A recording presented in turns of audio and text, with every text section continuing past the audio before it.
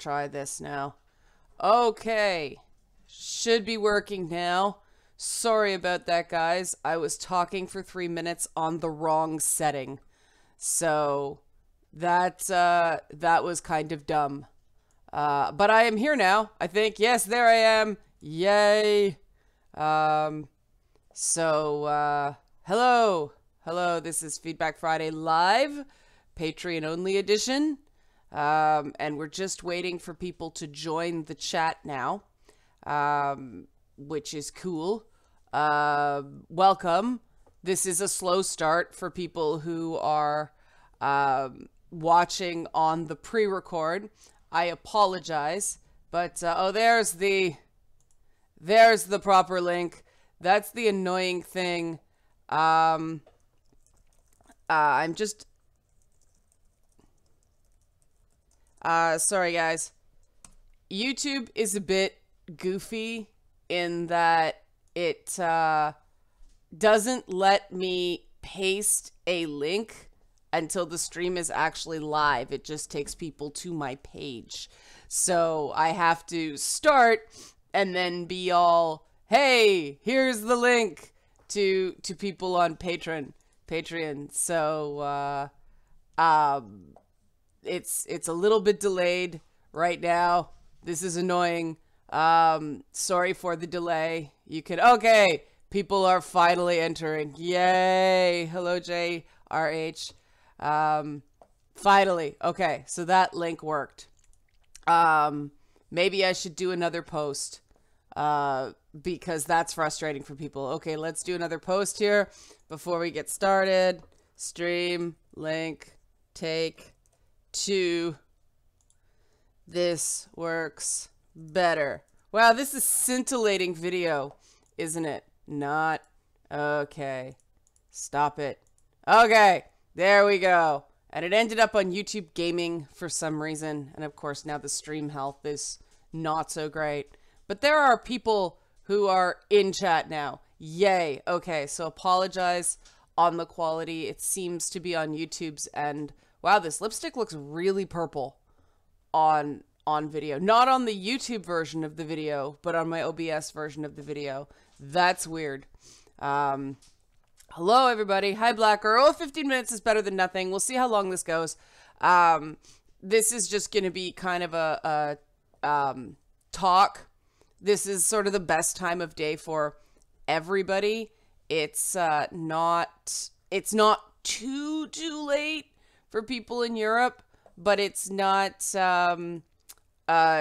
you know, ridiculous for people on the East Coast or West Coast of North America as well. So that's why we do it at this time. I find it works best because otherwise people in Europe are staying up till like 2 o'clock in the morning to do a nighttime stream in North America. So I try to do it during the day. Also, I found actually more people watch at work than I expected, but I guess if you're in a cubicle or anything like that, you can just do it there. So now we have people. Hello. This is just a basic preliminary thing to see how this works. I haven't done a live stream in a while, mostly because the plan was to do them for Lady Bits. I had no idea how exhausting certain topics would be with Lady Bits, so it didn't quite work out the way I expected, like so many other things about this project, but that's why it's the first one, and now I totally understand why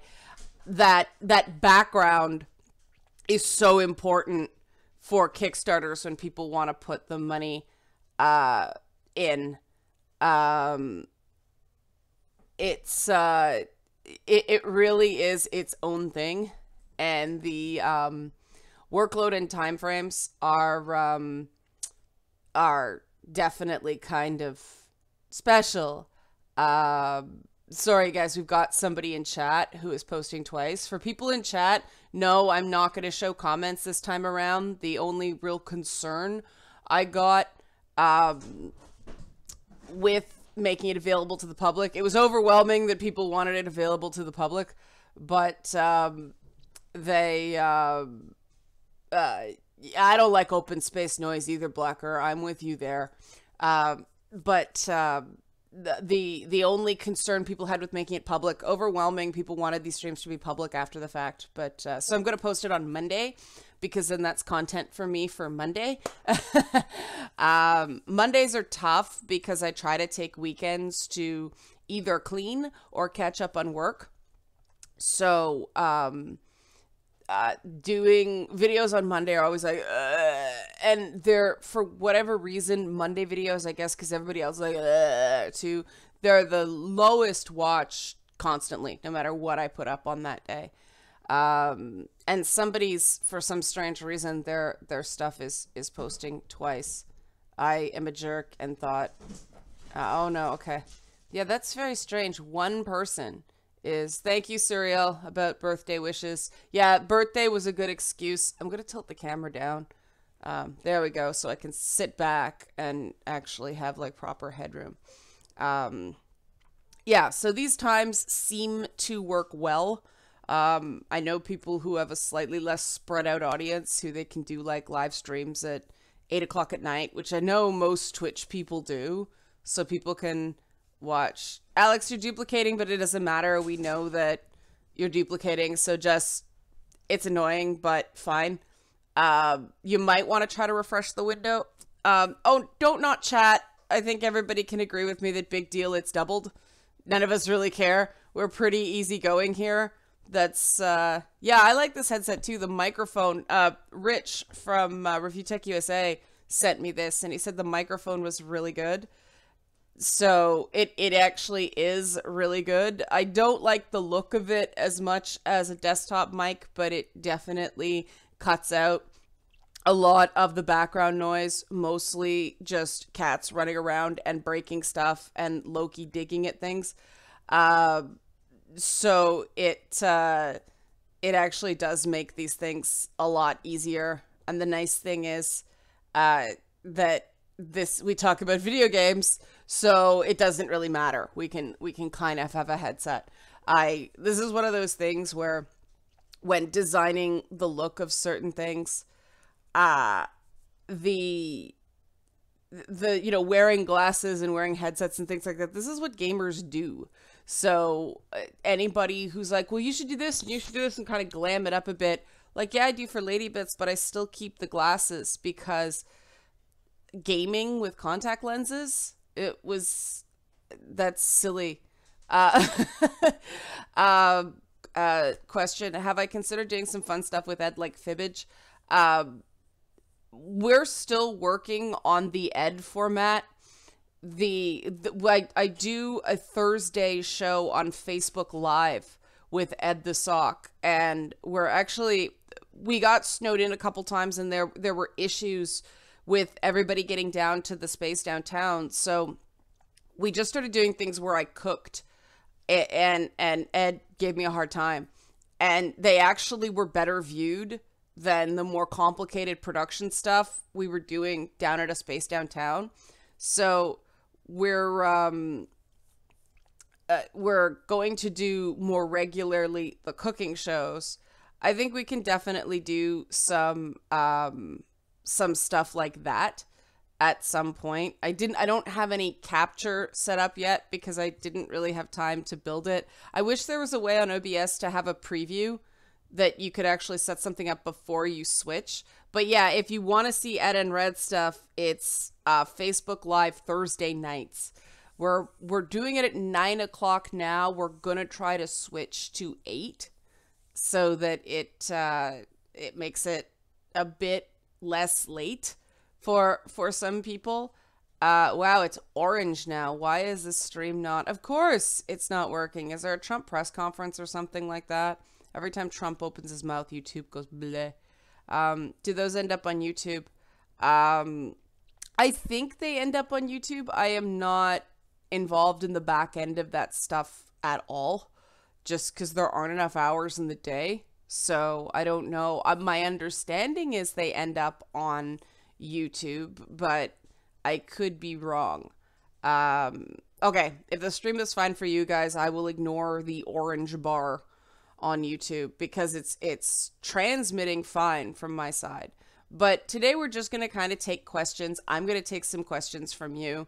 The topic I want to talk about today is sort of community rules going forward, because I have been going back and forth talking about how to not so much restructure things, but refine stuff for this channel. And I don't like making decisions by fiat or all of a sudden starting to do things and you guys don't know what's going on, because I know that people like heads up, so they know the rules, so they can conform to the rules, because I know a lot of people have really bad experiences with ostracization.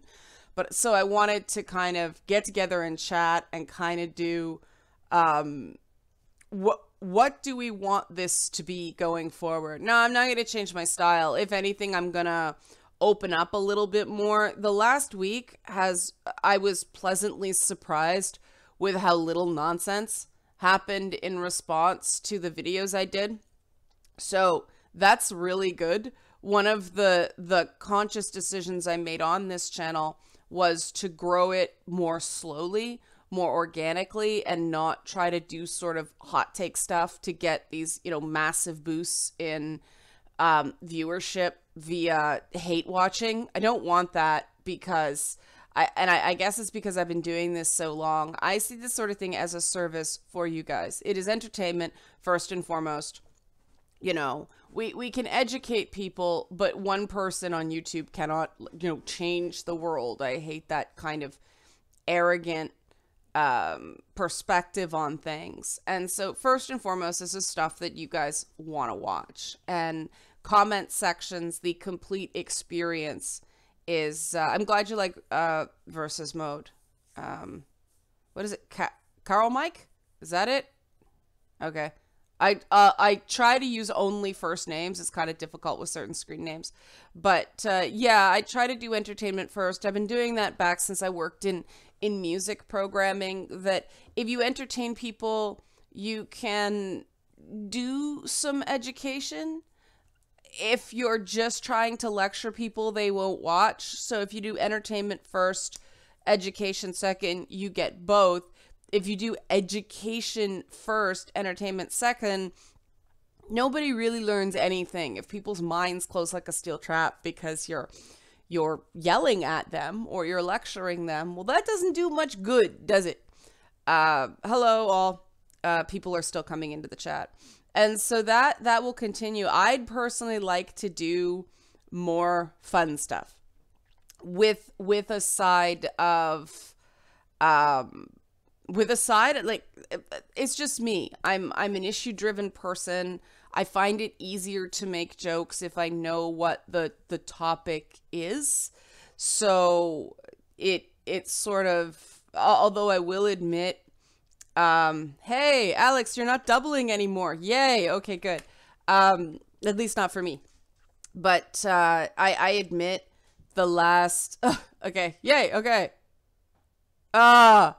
Sorry, this one commenter is doubling, and at first it was like one, and then the second one came up. I'm like, oh, false alarm. But yeah, Alex said that I always find that talking one-on-one privately is the best way to have productive conversations and change minds.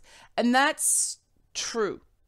If you can have a one-on-one conversation, that is the best way, because then people get to ask questions and they're not judged.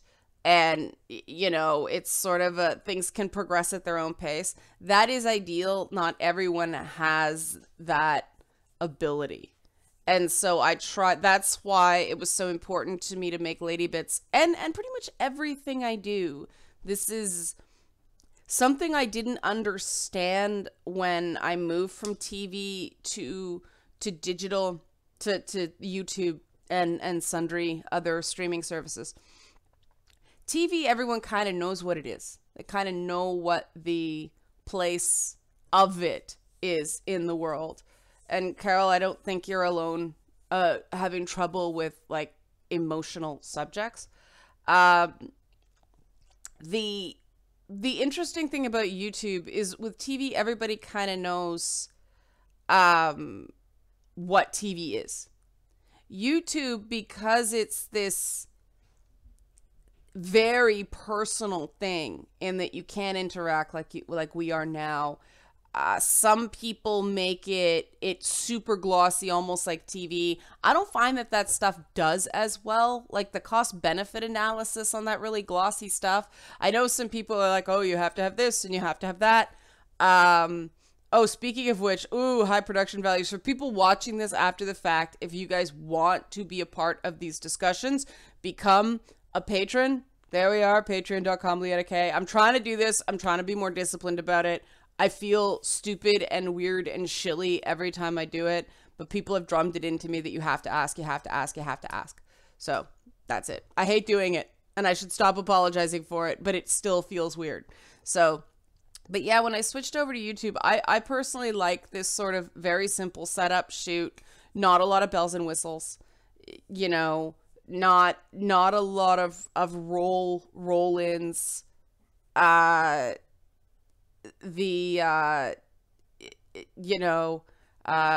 Steven, this is going to be available Monday for people to just watch.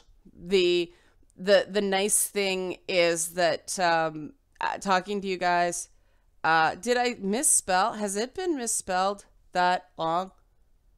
No, it's spelled right. Oh, it is spelled wrong. Oh, that's funny. Wow. I will fix that, Santier. No one has mentioned that to me before. There is a typo in that. Isn't that funny? Okay, I gotta change that. Wow. Okay. I did these and thank you, I like my toys. Wow, there's been a typo in this all the time. I will change that. Thank you for pointing that out. I thought it looked weird, but okay, I will fix that.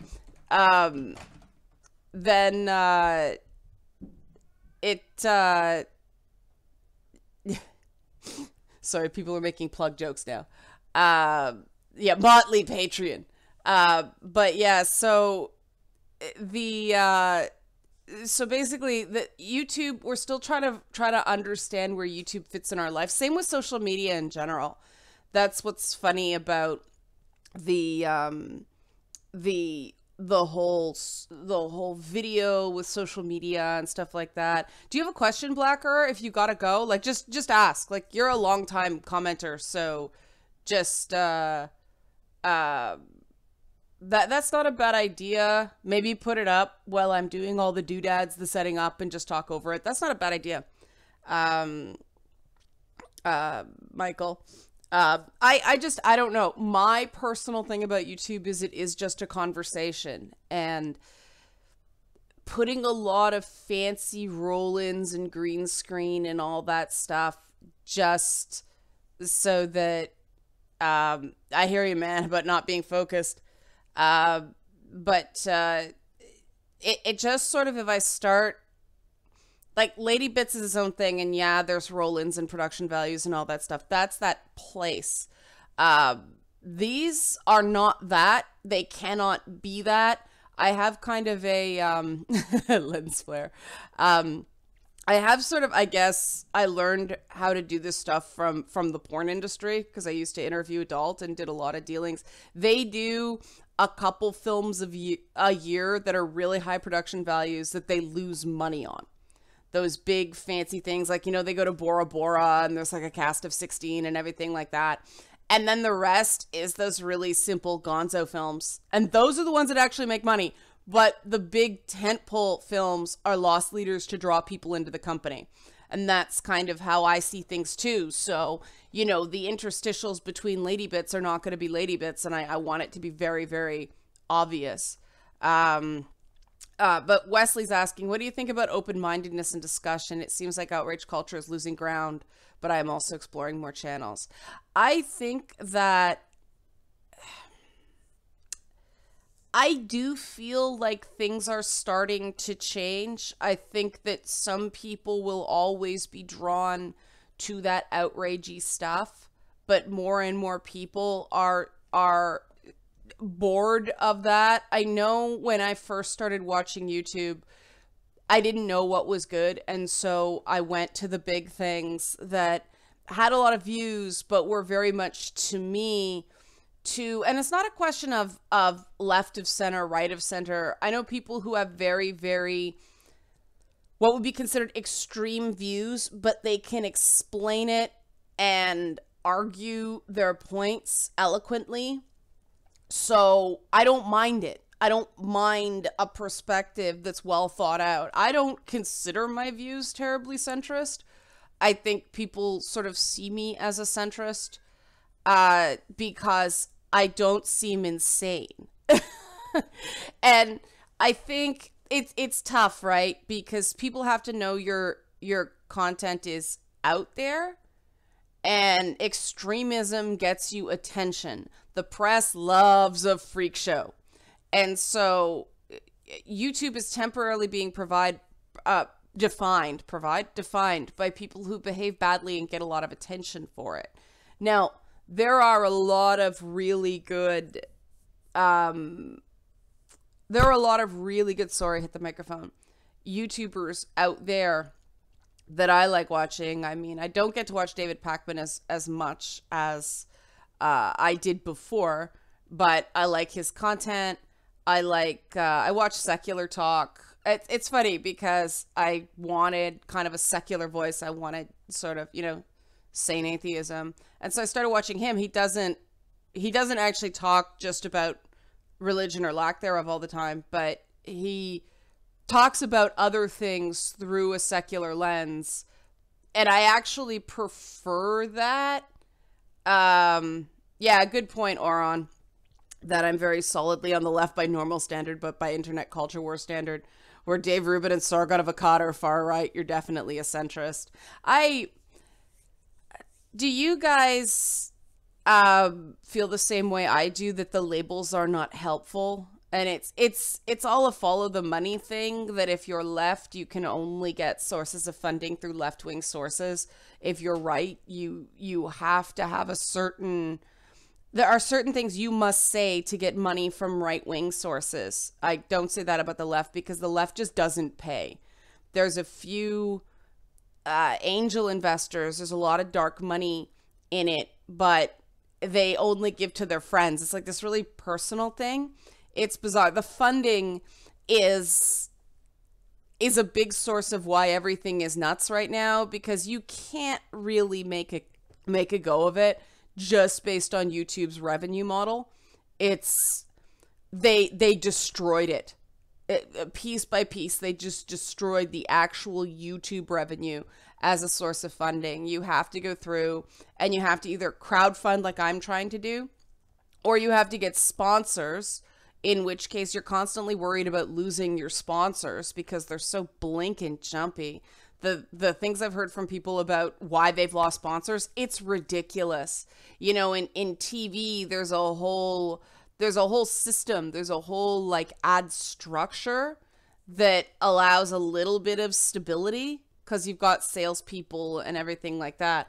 On YouTube, you do one video, you have one opinion that somebody doesn't like, they drop you. And the bar is so much lower than what TV was. It's so strange. That's a good point, Oron Darklord, who you may recognize the name because he was the one that mentioned zero-sum conditioning in the chat, and I put it in the show, and it's one of those things where if you're directly saying a term someone said, you attribute. So, yeah, yay, Oron. Thank you for your smarts. But he said that, there's that issue, especially in gaming, of people who don't buy the stuff they demand from games. And so they'll eventually be starved out. And I really do believe that that's the case. You're seeing the fun come back to gaming. There have been so many games I've played, and maybe that's in part because how do I put this? I've seen the fun coming back into games, and I think that's because I am now buying more games. I used to pretty much only play the stuff I got review copies for, but now that I don't get review copies from anybody but basically Sony and Microsoft, none of the third-party publishers send me anything anymore. Now I'm buying games. And they're actually fun, because I buy fun games. I'm not going to put money down on something that seems dreary. Questions. Did I see the pinup cover for Supergirl this month? The comic? The show. I'm assuming the comic. They're doing pinup covers for Supergirl. That's very cool. I'm all about the Detective Chimp origin story right now. And unfortunately, it's in a comic where the name is so convoluted. It's part of the Metal crossover, and it's a Dark Knight title, I think. But I am all about Detective Chimp origin right now because it is adorable and made of feels and sad, and it explains why Detective Chimp is kind of a surly prick right now. The Kirby Star Allies, I am very excited. Dark Knight's Wild Hunt, is that the full name, Oron? It was something like, I think it was the Wild Hunt that threw me, because I'm like, wait, Wild Hunt's not Batman, Wild Hunt's Witcher. Why are you doing this to me? Yeah, I'm very excited for Kirby Star Allies, just because I love Kirby, and I'd like the non-Mario characters to start becoming more of a thing with Nintendo again. I mean, Nintendo needs content right now. Holy crap, I went out to buy, we decided, on Valentine's Day, my husband and I decided we were just going to stay home and play co-op video games and then go out for dinner and stuff like that next week where it's less crowded and not fixed price menus. So we ended up playing a lot of Gears of War 4. We didn't finish that game co-op for whatever reason. And then I taught him how to play the Rabbids Mario game. And man, those Switch areas look like a bomb hit it. You can really see how much that console is selling. But more questions. Do I think some culture warriors are keeping some creative people from releasing their work?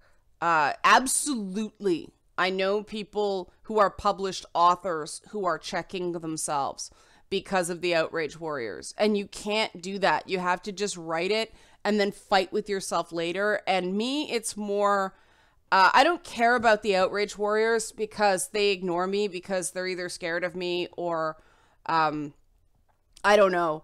But they put this cone of silence up around me. So I don't care about them. Me, it's more making sure that it's a message that's palatable for you guys, which means cutting down on the jargon, speaking plainly. And I know that sometimes that's going to lead to some imprecision, but I'd rather that than a bunch of blah, blah, blah, jargon, you know, $1 million words, and that nobody understands what they say. So style is a constant struggle.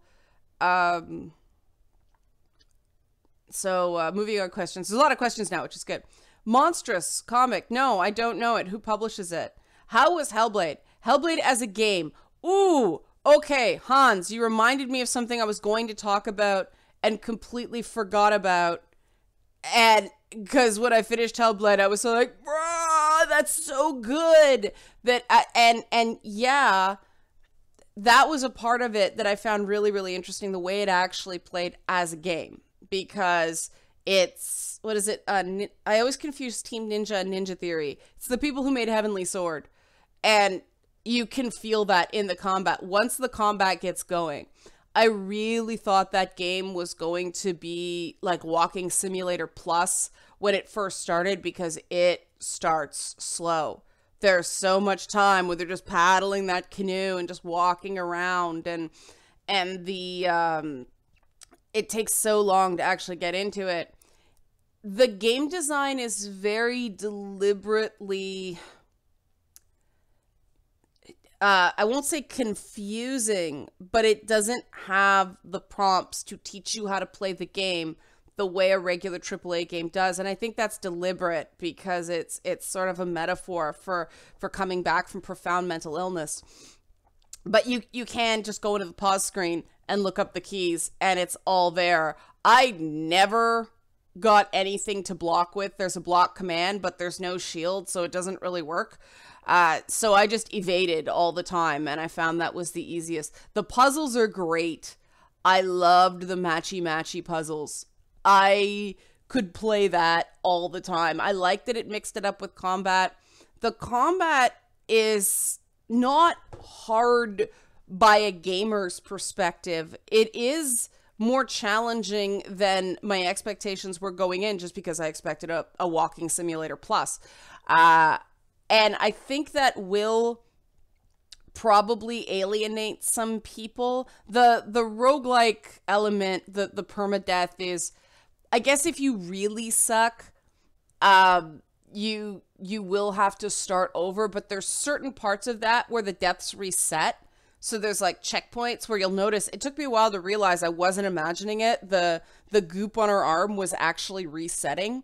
So it's to set the mood of the game. It's well designed. I like that the fact that it was a small, kind of affordable, short experience, but it still had that AAA design. I really like what they're doing with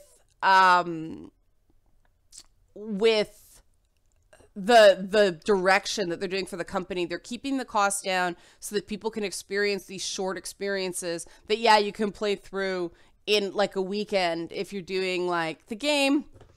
It depends on how you play it. I was looking around trying to find all the little rune glyphs so I could get the myths, because the narration is really great.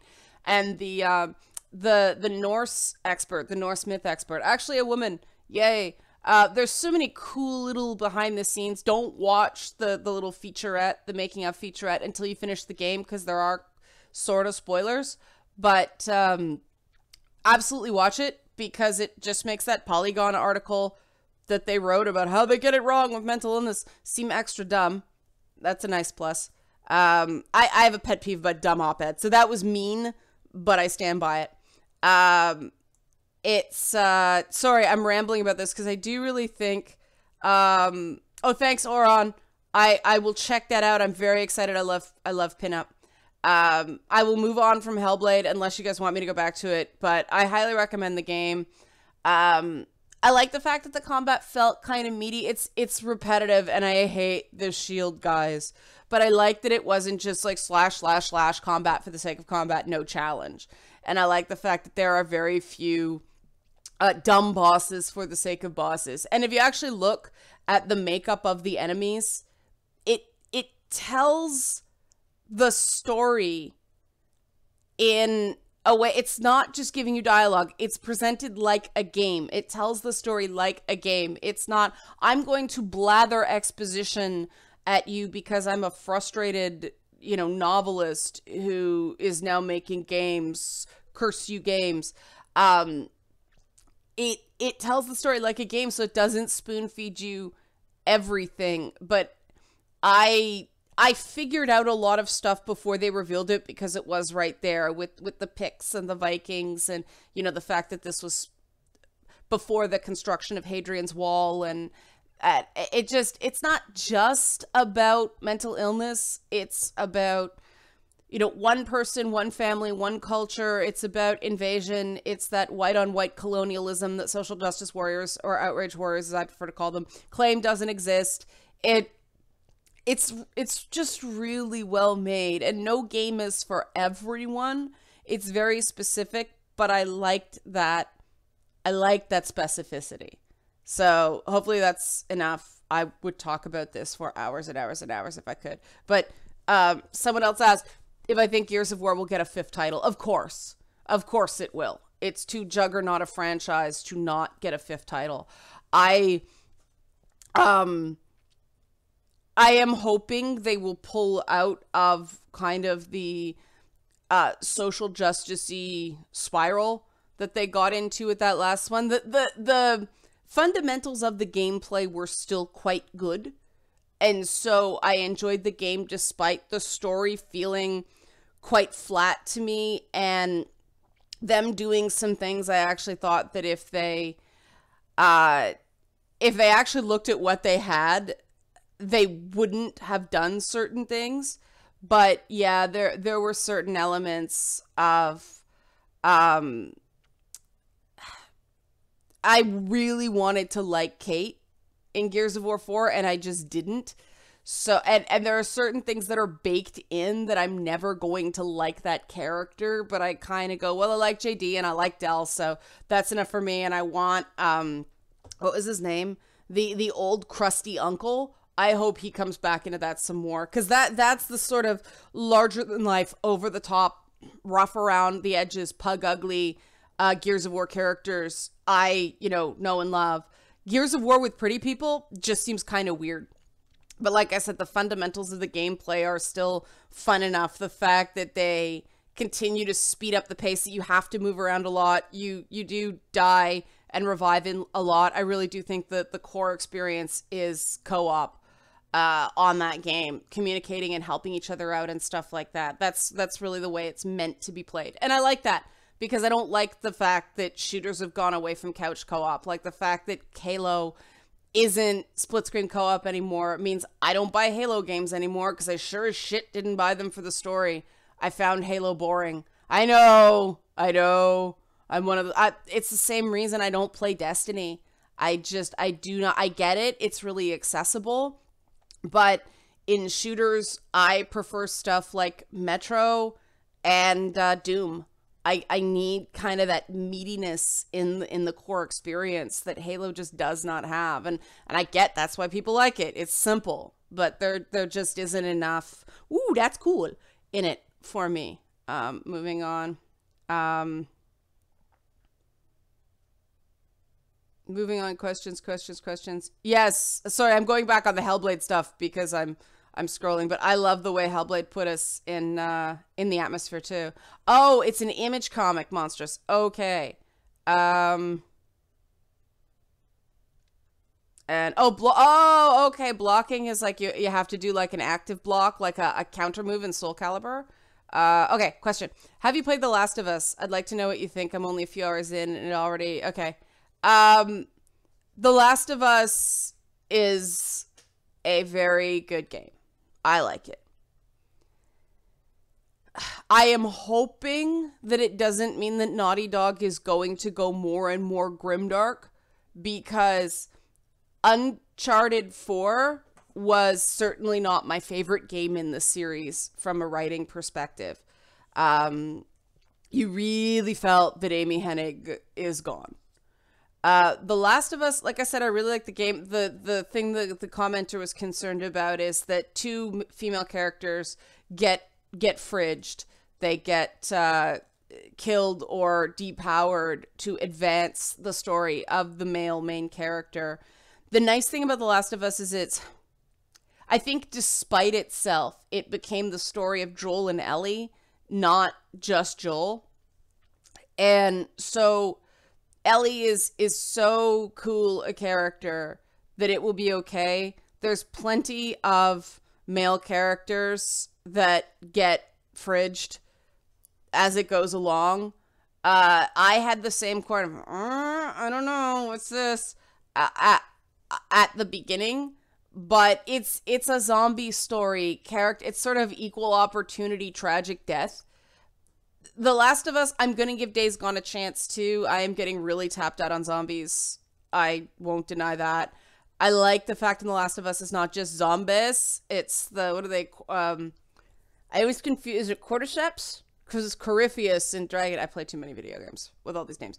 But the mushroom head guys, I like that they actually found something that happens with bugs and extrapolate it to humans instead of just zombies, right? Like if you look up ants that are affected by that fungus, it's really cool. I mean, it's grisly, it's like, but it's a really cool, disgusting element of nature that it was cool that they included. And thanks, Jan. Do you pronounce your name Jan or Jan? I think it's Jan based on the name, but Jan says, thank you for being such a strong voice for mental health. Thank you. I'm working on learning to take compliments. I think mental health is part of humanity. I think there's way too much stigma on it. I've seen so many people who get stuck by the stigma against mental health challenges more so than their actual mental health challenges.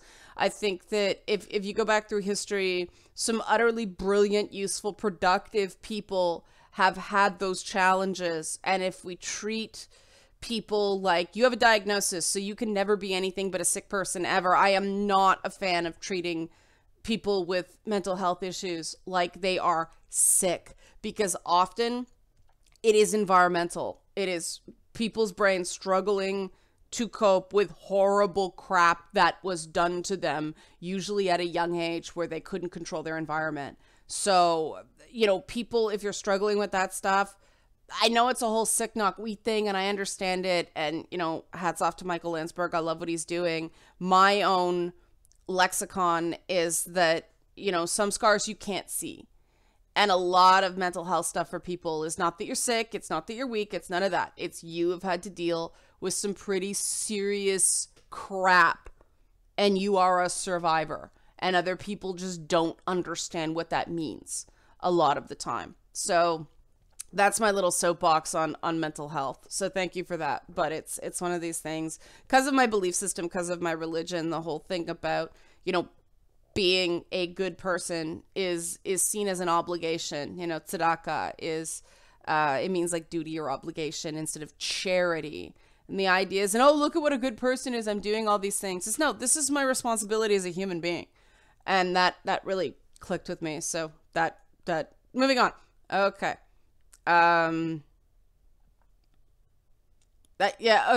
Interesting. I don't read Orson Scott Card Odysseus. I tried.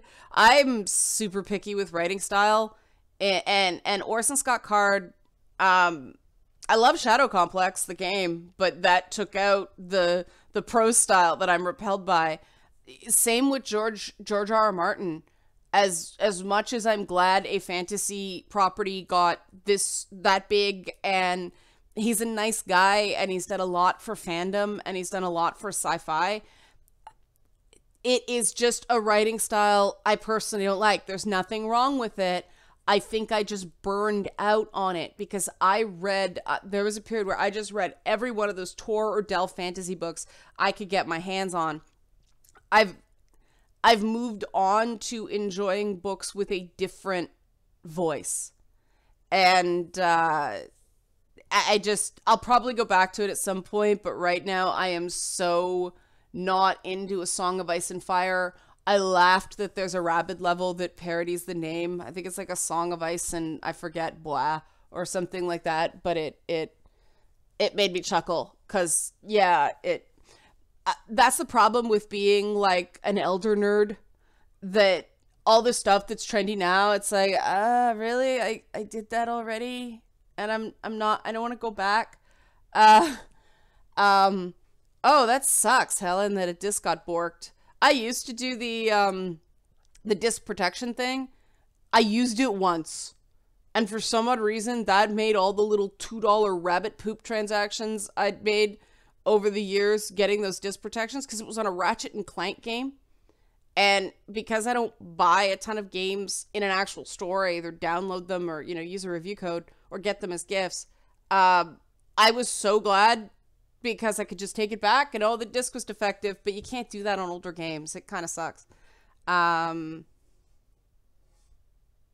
are you talking about Hellblade? Sorry, I'm backed up. Let me, roguelike walking simulator. That's two genres you rarely see together. Could you imagine that? The roguelike walking simulator. You just walk through things, and then you read something so depressing that you are consumed by grief and you permadie and have to start over. That'd be a pretty funny, like,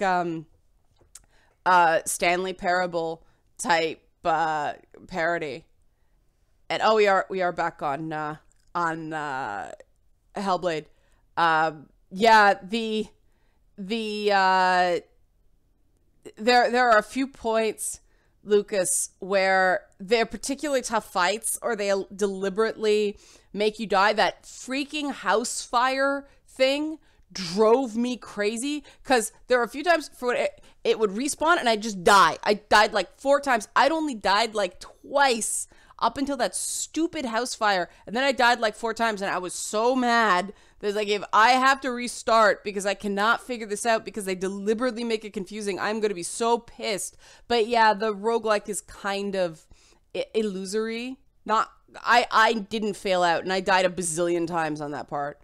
Oh good, I'm not the only one who uh, didn't didn't think yeah, the Wheel of Time novels are certainly, it's almost like Stockholm syndrome, the Wheel of Time novels, right? Like the um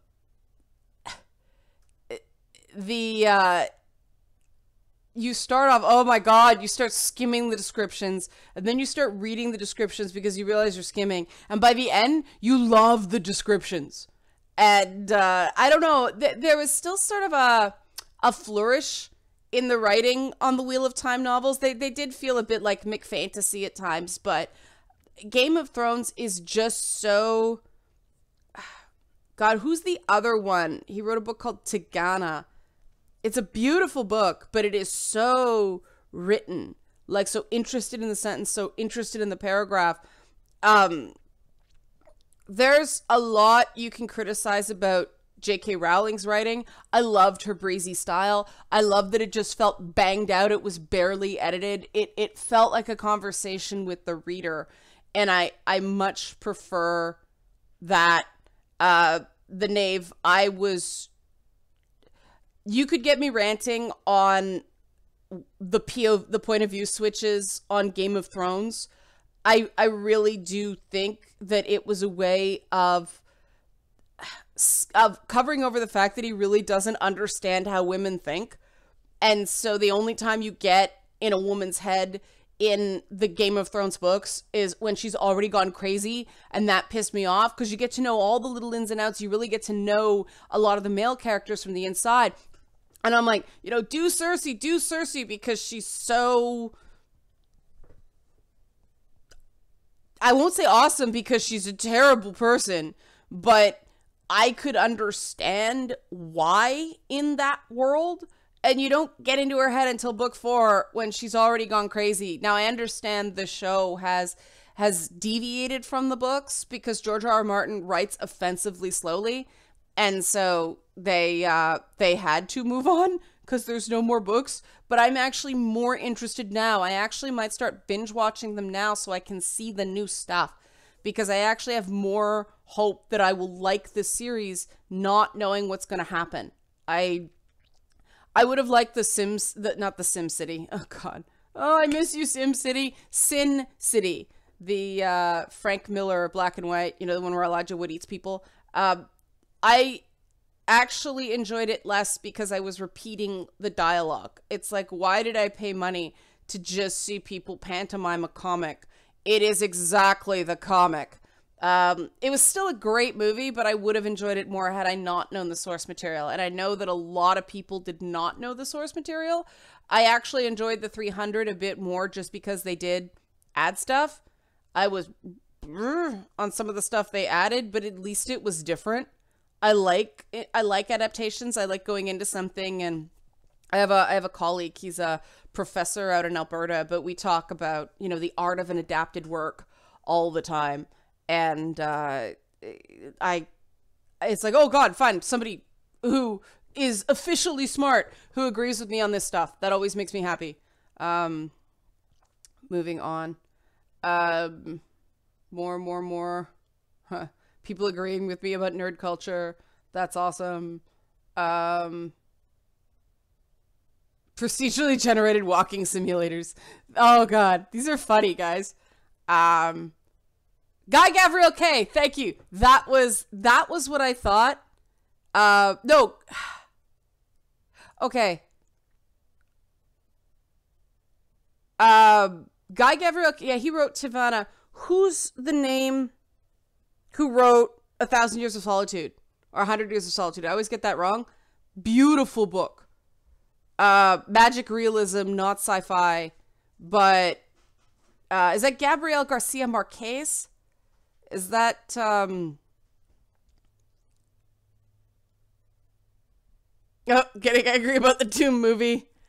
You know what? I didn't mind the Doom movie, but I went in with very low expectations. Okay, it is Gabriel Garcia Marquez. Okay, interesting. But that book, beautiful. Is it 1,000 Years of Solitude or 100 Years of Solitude?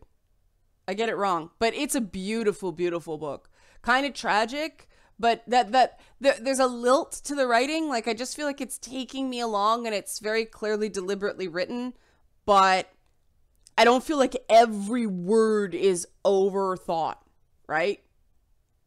I don't like writing that way. Okay, it is Garcia. Okay, good. Good. Okay, I got it right. Brain memory is still recalling. I did like the first person part of the Doom movie, although I thought that the Dredd movie was a better Doom movie than Doom, if that makes any sense. That Dredd movie was awesome. That's too bad, Yosei, that you can't get in. I don't know why that's happening. That sucks. One person in the chat can't stream the video for some godforsaken reason. We're coming up on an hour though, so I'll take a few more questions and then and end. Alex, I see your question. I want to answer Ciantiers first because the Doom movie changed things from hell. They didn't do that. It is 100 Years of Solitude. Thank you. The Doom movie changed the origin of the monsters because they had to. They thought that the movie would get protested in the Bible Belt if it was actually demons. So they changed it because apparently a huge part of the American box office is still that kind of evangelical crowd. So that's why they changed it in Doom. I do think it weakened it, but I totally understand why they did it. The same way they changed some parts of Marvel comics because the characters are Yellow Peril holdovers, and they basically go, oh, which way do we want to fail now? Do we want to have Asian actors in racist caricatures, or do we bring in esteemed British actors and murder them somehow in the movie? It is kind of tough. That's what happens when you're adapting the stuff this old. The other problem apparently with Doctor Strange is that the too many names to the ancient one, the Tilda Swinton character, who is not Tilda Swinton in the book. Apparently that character is originally from Tibet, and with the amount of Chinese money in films, that was a non-starter. Interesting why these things happen, eh? Alex asked what game I'm most looking forward to this year. This is the hardest question I ever have to answer because I always have like 3 or 4. I'm looking forward to Days Gone. I'm looking forward to the God of War continuation / reboot. I know it's not going to be the same as the original games, which I loved. I'm good with that. It is interesting to see them evolve the character. I'm excited by that. I wish more properties did that. What else is coming out? There's so many, like, if you name the game a bit, the new Metro game that's coming out. I don't know if it's coming out this year, but I'm really stoked about that. I'm trying to think on the Xbox side. Like, I am expecting certain announcements because they're due. I realize we haven't heard anything out of Borderlands for a while. Maybe there's something coming there.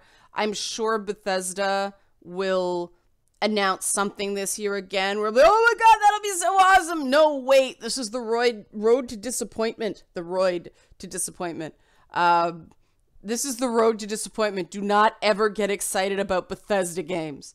Because they never, it's not that they're bad, they just never meet expectations for me. And then Nintendo, there's a lot. I'm actually looking forward to Dark Souls on the Switch. I don't know why. I know it's a shut up and take my money thing, but I'm interested in getting back into that and seeing if it holds up. Or if they're like tweaking it, if it's going to be like a special edition where they kind of go back and put in certain things that worked better into. I haven't played 3 yet. I bought it. I haven't played yet. It's just, I'm in this mode where I get a game and I stick on it forever. I can't let it go. I don't know how many hours I dumped into Breath of the Wild. And of course, then RimWorld keeps drawing me back. Yakuza 6. But Bethesda games aren't bad, though. I'd love to be able to say they were bad. That would make it easy. They're not. They're just, I call it the silly putty effect. The games are so big. Do you guys know what silly putty is? This is kind of a dated reference, but silly putty was this like pink stuff that, you know, when back in the Stone Age when I was a kid, this was our idea of fun. We take this pink stuff that actually picked up the newsprint on the newspaper, those things people used to get and read. So we'd take the funny section and we'd stick it on the comics, and then we'd start pulling this and warping the comic to be all kind of funny, like the face would go like and all that stuff, like be like whoa. And but if you pulled it too hard, it would tear in the middle. It would thin out and tear and fun over. And that's the way I feel about Bethesda games, except for the first Dishonored. The first Dishonored was great, but those big post-apocalyptic simulators and fantasy simulators and things like that, they're not RPGs. They're simulators. You just get dropped into this world, do stuff. It's a sandbox. But they're so big that they lose any sort of inner cohesion. You get those like thin parts in the holes in the center. And that's my big, they're not bad. Every so often you get one that maintains cohesion, like Fallout New Vegas, and it's great. Or something like Dishonored. The first Dishonored was a great game. They assed it up in the second, being too concerned about stuff that should not matter. Trying to avoid spoilers because some people haven't played it. Yeah, Bayonetta 3 just started development. Soul Calibur 6, of course, I'm looking forward to. I hope they can get back on the horse after 5 not being so great. They're remastering The Secret of Mana? That's cool. That's right. Bethesda was not made by Obsidian. Bethesda did not make New Vegas. It was made by Obsidian, and that's why it was good. But it was the same kind of engine, which made me realize it's not the type of game that I dislike. It was the execution. They're bland. And I have a friend who loves Fallout 4. She's still playing Fallout 4 right now, and she loves it, and that is good. And I'm going to give her that one because I had to warn her about Lady Bits how hard I was going to rip on The Sims for comedic effect, because she really likes Death of the Outsider was a good story, Meredith. I warned her before Lady Bits came out because I knew she's a big Sims fan. She's like the one Sims fan that doesn't do insane things with her Sims. She just decorates stuff and stuff like that. I just wish there could be like, I like games like RimWorld and stuff like that because I can do all the, oh, I'm gonna build a game room and I'm gonna like make all these bedrooms for people and give them all these nice living environments, and then I can put gun turrets on it. If you could put gun turrets on something and then fight giant bugs like you can in RimWorld, I would be all about The Sims. But I just feel like it is missing gun turrets. That is my feeling about The Sims. And yeah, I just sort of, getting back to Bethesda games, I just sort of have an issue as a creator with the fact that everybody says, oh, Bethesda games are great if you mod them. Well, plenty of game companies are working really hard to make games that are fun without mods. We shouldn't really be rewarding the that, like, okay, so you're creating a set of tools for people to make better. I mean, was it Skyrim that had that interesting NPCs mod? Like, they should just hire the people that make those mods and teach Bethesda how to make the games good. Because, you know, yeah, see, Wesley, if you like the sort of aimlessness, that's great. I just, that is the part that, but I liked sort of, you could still wander around in New Vegas and it still felt kind of like a Don Quixote experience. Oh, there's a reference no one gets anymore, but it had something of a point. You know, I liked the different factions. I liked the fact that there was humor. I mean, Fallout 4 had some, Fallout 4, yeah. Fallout 4 had some really good moments. There were parts of Skyrim that just, you know, exploring around and you find that cult of the, you know, the disease god, and they're all like plagued and it was all nasty and cool and they had like these pools of plague and stuff like that was really good. That that thing where you get that randomness weapon. I really like the oh, is it this? I didn't see Pillars of Eternity as one of those games that I just haven't played, and there's no reason I need to play Pillars of Eternity. Good, because I've been wanting to play an RPG for a while. Pillars of Eternity is on the list. I'm gonna write that down. I just like the characters in Fallout 4 better too. Pillars of Eternity. There were some good characters in Fallout 4. I liked Nick Valentine. I liked Hancock. Those were the two guys. I didn't find, what was her name? Curie until very late in the game. And I would have liked her too, because, you know, I like the kind of oddball characters. But there were just enough, I'm writing down Divinity OS 2 too.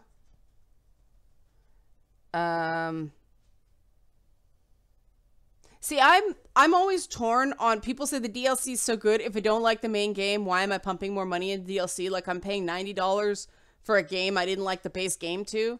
I felt like that with BioShock Infinite. Everybody said that the DLC for BioShock Infinite was amazing, but I disliked BioShock Infinite so much I couldn't justify paying the extra money for a good story.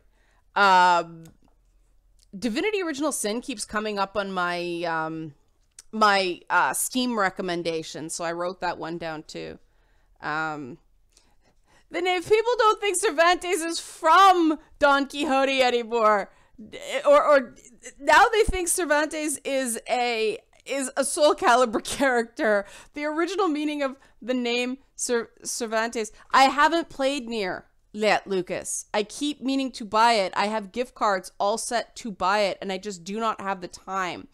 And I wanted to play it before the female playable character episode. I might still. I just have so much content for that episode that I'm trying not to overthink it. Maybe kind of, sort of. I'll see if I need it, because there's so much that, because I realized, that the thing about explaining whether or not female characters are important, you have to talk about how important playable characters are to the tone and message of a game in the first place.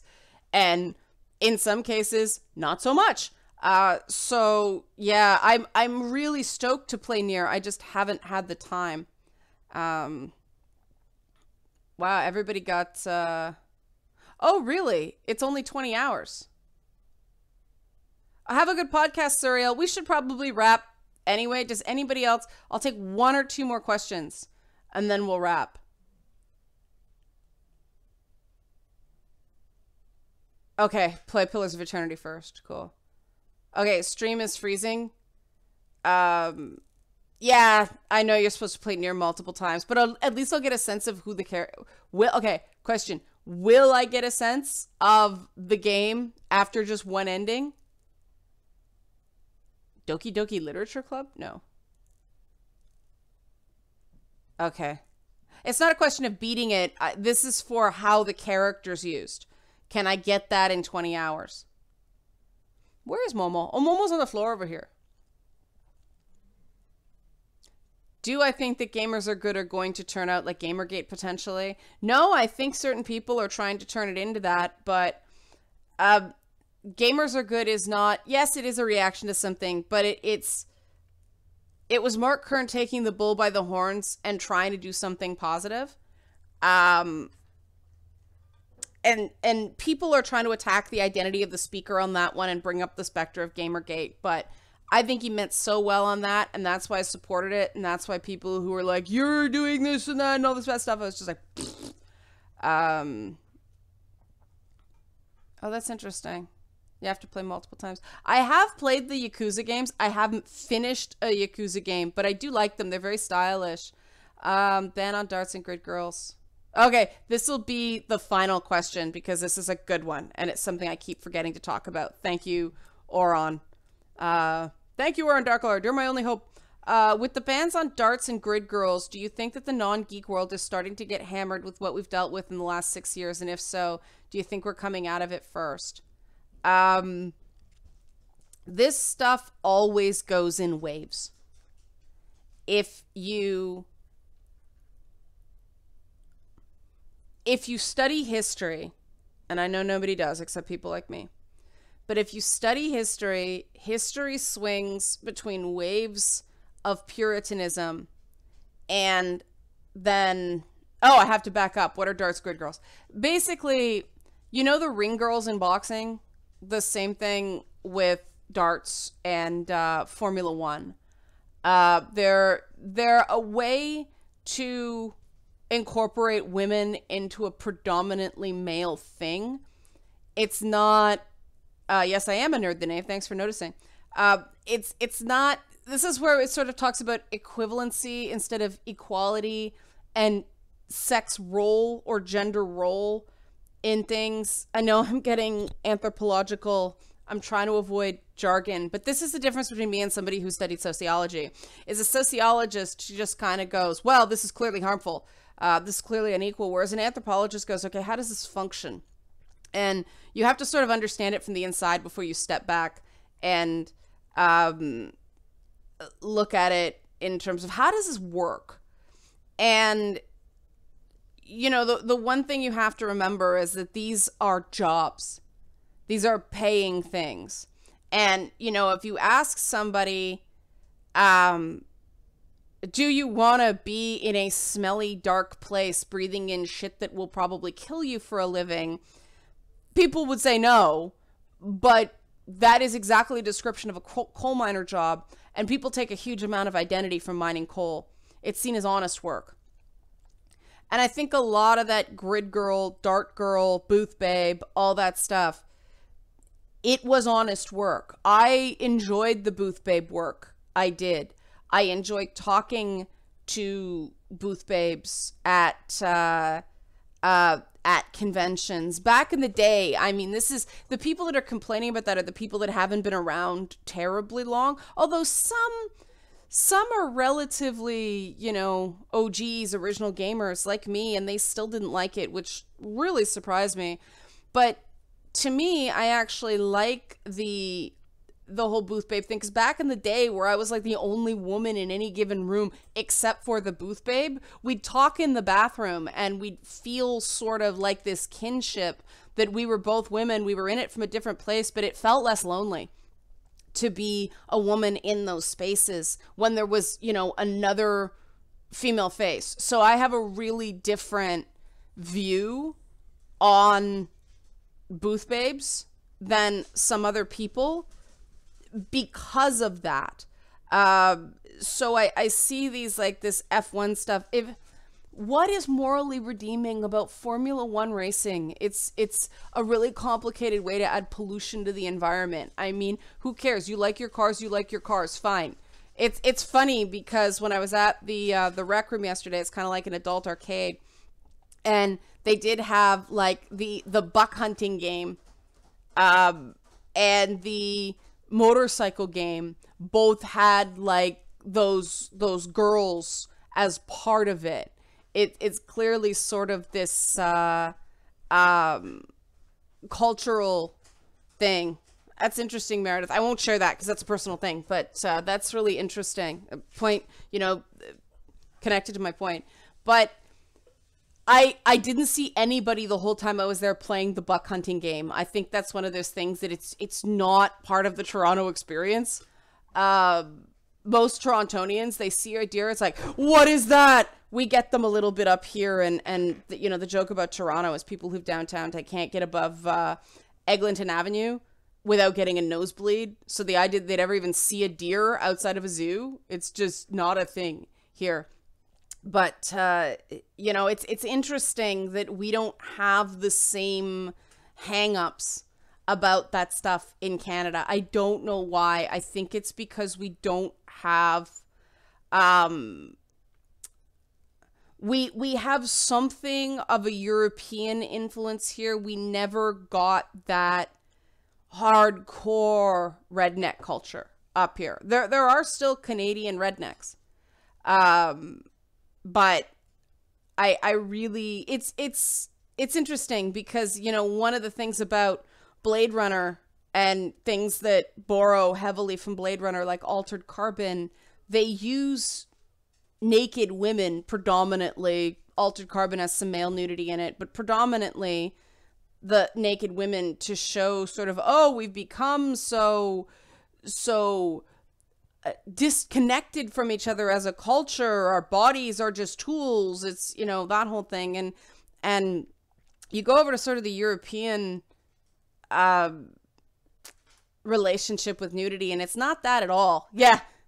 Neonic, the chat says, I live in Saskatchewan, can attest to rednecks. Oh, they're there. You go up to even Northern Ontario and you get the, you know, going down to the Story, those types, but it is still redneck. It's more like we call it the Scarborough dinner jacket. People who wear flannel shirts all the time, even in the summer with shorts. But yeah, it's sort of interesting that American media uses nudity to the great shame of society. It's that symbol. And yeah, and it's like showing off your body in their world is like showing off your new car. I actually disagree so far that works that way. Oh man. Okay. Gotta close off somehow. This is an interesting topic. I'm not finished the show yet, so it could change. The one part I don't get is the guy's wife. You know, the character plays he's basically playing the guy from The Following again. He was, Mark Anthony was, Cantos Khan in John Carter. That's where he will always be Cantos Khan to me, because I just love Edgar Rice Burroughs.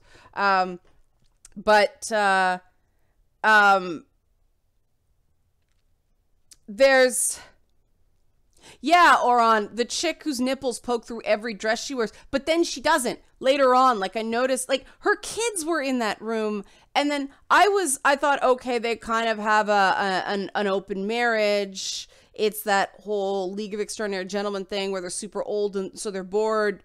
But then the guy has the whole like dick swinging, the whole stay away from my wife, or stay away from my wife, because he's talked so low. And it's like, why? Like, why do you care about this one guy who you used as your prize pony? As, there's two I've seen so far, Oron, where she doesn't have visible nipples. But it was so weird that, and they have not yet explained why he has a problem with this one guy banging his wife, considered he like spied on him. And it was just a bit of I'm like, you didn't explain this to me, show. You assumed I would understand this, and I don't. And she wears, it's not actually a dress, it's one pantsuit, where you can't see her nipples, and then there's a dress. And then they start, like, they have a scene where the female cop is also showing nipples, although they show a lot less boob on the female cop. I didn't have an issue with the you know, the hologram girls and all that stuff. That was fine. That was just Blade Runner. But I think part of it is it's the actress from Motive, and I had trouble getting my head around that. Good for her that she's got more work. Shows great range. It just kind of, the whole thing, I'm gonna try to, this may make sense. Instead of being smart, it's trying to be smart.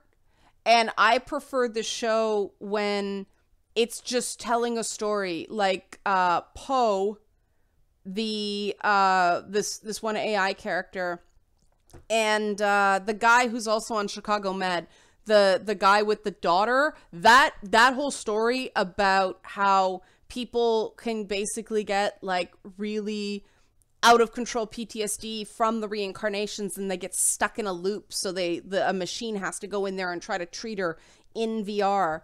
That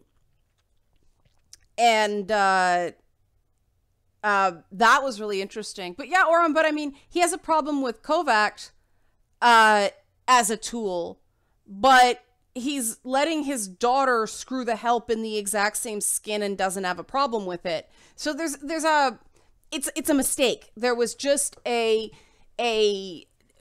visual mistake. And then, Oran, why does he care about pollution of a sleeve when he goes and gets like diseased for shits and giggles to be a great man of the people? It's an odd kind of disconnect. And I agree that modesty culture seems to be on the rise. I thought the nudity in shows like, not necessarily the nipples, the plotting. Like, if you're gonna have, I'm okay with this female character where she's got her boobs out all the time because, hey, I paid for them. Because I know women who have that attitude. You see people who get these massive boob jobs and they go around showing them to everybody. I get that. It was the other stuff that just, instead of building a world and going, here's the upper class, here's how they work, here's the lower classes, here's how they work, here's how the culture work, they just seem to slide around and use kind of situational logic. It hasn't stuck with me from a world building perspective. It has nothing to do with the nudity and everything to do with how I'm like, I want to support this, but in this one case, it's not working for me. But I thought, the nudity in Westworld, the nudity in Penny Dreadful, that worked much better for me. There's still, a lot of boobs. Vienna, because that might have something to do with it. The lack of modesty isn't, look at me, look at me, look at me. That's damage. Modesty or a lack of modesty, it's like, it's a body. There's, Wesley, I call HBO, it stands for Hey Boobs Out. Because the first episode, there's always like, whoop, somewhere, titties. And maybe that's why I'm so I feel like I'm being manipulated with nipples. And nipples should always be used for good, not for, mind control. I want it to be, proper, like, life-affirming nipples, not the attempt of the man to control me. Showtime up here, like our show, is it Showtime or Showcase? I can't remember, but it was the Canadian HBO for a while. Now pretty much all of Canadian TV is HBO. They're dropping like the word shit on the CBC now. It's so weird. Canada is just like,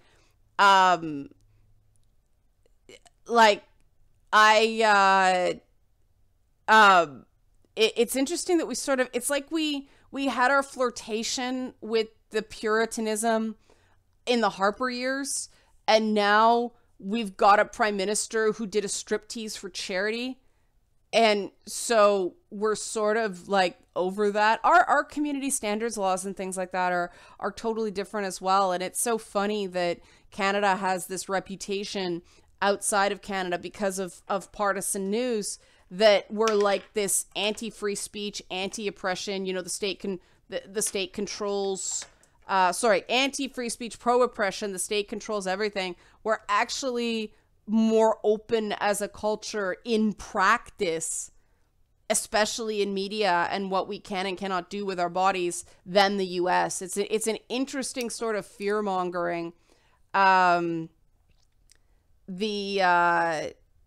It's an interesting sort of fear-mongering that has been going on when we actually, this is the reason I have some trouble understanding kind of outrage culture. They try to get that sort of Puritan college campus thing going on here. And then you get like what was her name? Lindsay Shepherd thing, where it started to blow up and then the school went, yeah, no, that was wrong.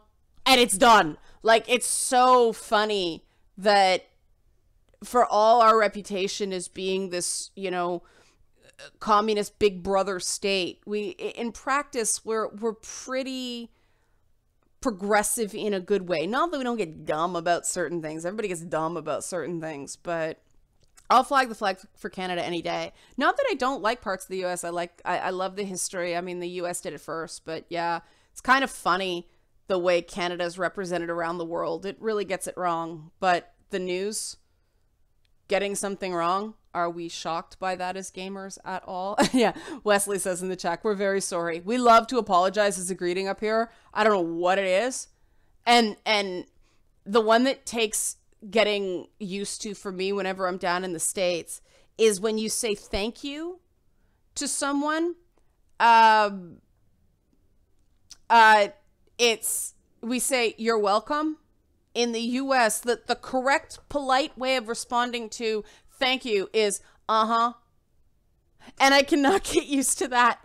I don't know if it's because it's the British elements of my upbringing. Yeah, the oil industry up here is a serious problem, Viennicus, for sure. I was talking more culturally. Our First Nation stuff is a real problem, too, that we're trying to solve, and that's a huge mess. But that's yeah, no problem in America. I don't have no problem actually makes sense. It's the or yep. That's so weird. It's so weird to me that that's an acceptable response to, and I agree with you, Viennicus. We can talk about First Nations Canadians another time because I really should wrap. It's an hour and 20 minutes. But,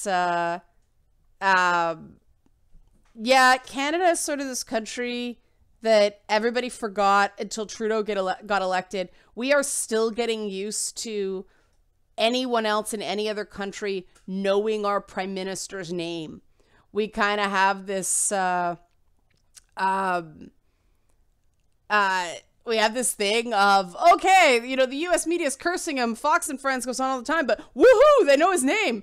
It's an interesting thing. We're really not used to that. The last time I think anybody in the US knew our prime minister's name was Brian Mulroney because of the free trade deal. Yeah, people know the Prime Minister of Britain, Helen, because of Brexit. You know, everybody sees Theresa May all over the news here. It's we got stuff about elections and stuff because it affects here because a lot of people have ancestry over there.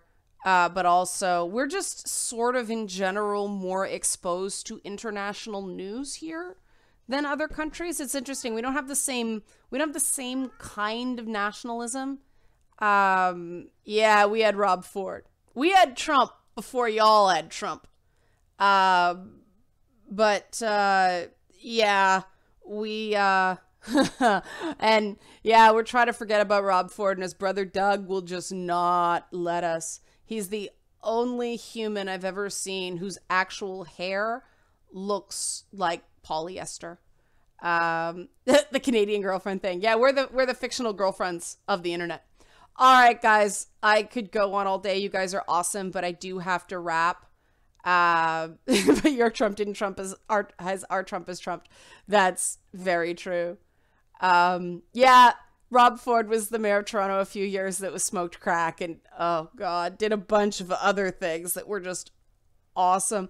And there's a reporter by the name of Daniel Dale who was on the Ford beat, and then he got bumped to the Trump beat. Like, this guy just, he's the most famous journalist in Canada right now because he's appearing on like MSNBC and stuff like that down in the US. But oh man, he's got to be so sick of freak shows at this point. Good for his employment. But yeah. Okay, I'm going to wrap there. Real for this time. Thank you, Stephen. Love you back. This has been fun. We will definitely do this again. We'll see how the public response is, but this is primarily for you guys. Rewarding Patreon support. I will fix that slate now. Thank you for pointing that out. Finally. Thanks, guys. This was fun.